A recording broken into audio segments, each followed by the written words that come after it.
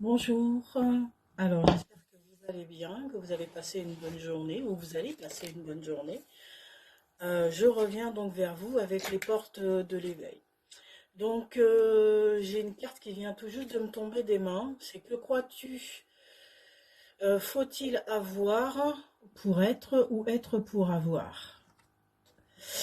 Donc, ça, c'est une carte du chakra de la gorge. Donc, en gros, ça reste aussi des questions qui sont posées dans la matière.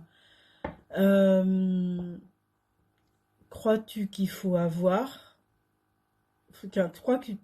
crois-tu faut-il avoir pour être ou être pour avoir?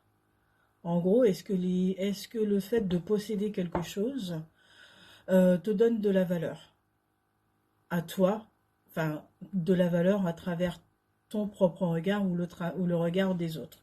En gros, c'est à peu près ça. Euh, L'être que tu es, enfin que vous êtes, pardon, l'être que vous êtes, c'est ce que vous vous accordez aussi. Donc les valeurs que vous avez, c'est les valeurs qu'on vous a soit inculquées quand vous étiez jeune, ou soit que vous vous êtes donné, offert à vous-même. Donc, il n'y a pas besoin de posséder des choses pour être, puisque vous êtes déjà comme ça.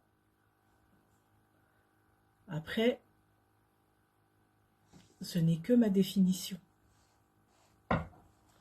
Je vais voir ce que le petit bouquin, lui, il propose. On va essayer d'être clair avec tout le monde. Hein.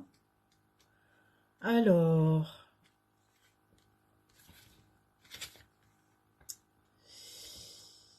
alors, euh,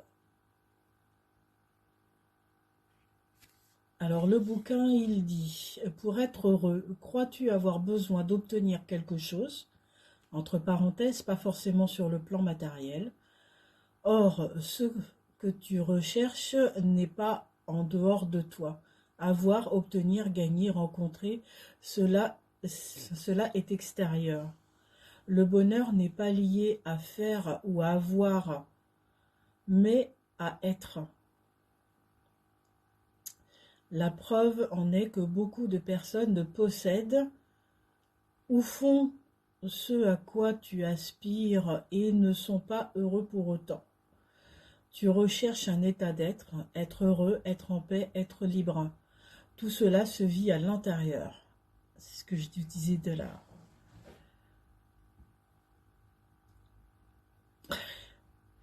Un des préceptes du bonheur, clarifier qui tu veux être pour être incarné. Pour être l'incarné.